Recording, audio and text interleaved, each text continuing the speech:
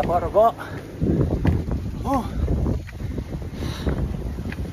Kumusta kayo mga idol? And welcome to another vlog.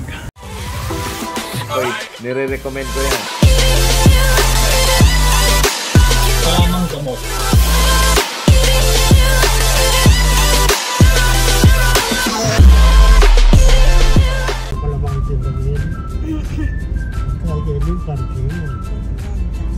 Today, chill and meaningful trip muna tayo mga idol. Andito kami ngayon sa Grotto of Our Lady of Lourdes sa Bamban, Tarlac.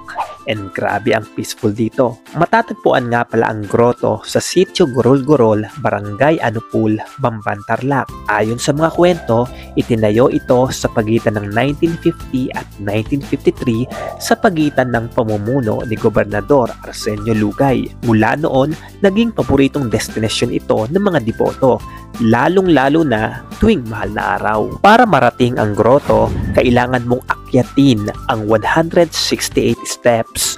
Pero don't worry, may mga resting spots naman along the way. Sa tuktok, makikita mo ang isang statue ni Our Lady of Lourdes, isang lugar para sa tahimik na pagdarasal at pagmumuni-muni. Kung may extra energy ka pa, pwede kang umakyat pa sa isa pang mas mataas na bahagi kung saan matatagpuan mo ang tatlong malalaking krus. And this is it guys. Ito na po yung tatlong crucifix.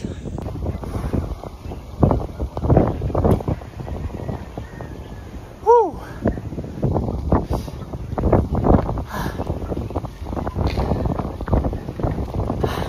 Atas na po, Robo.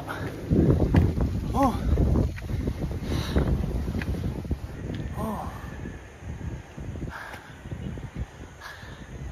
Mula dito, makikita mo ang breathtaking view ng Bamban at mga karatig na lugar.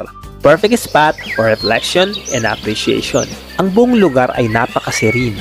Maririnig mo lang ang mga huni ng mga ibon at hangin na dumadaloy. Talagang perfect ito para sa mga gustong mag-reflect, magdasal, o simpleng magpahinga lang mula sa busy na buhay. By the way mga idol, mainit ngayon sa Bamban, Tarlac with temperature reaching up to 37 degree.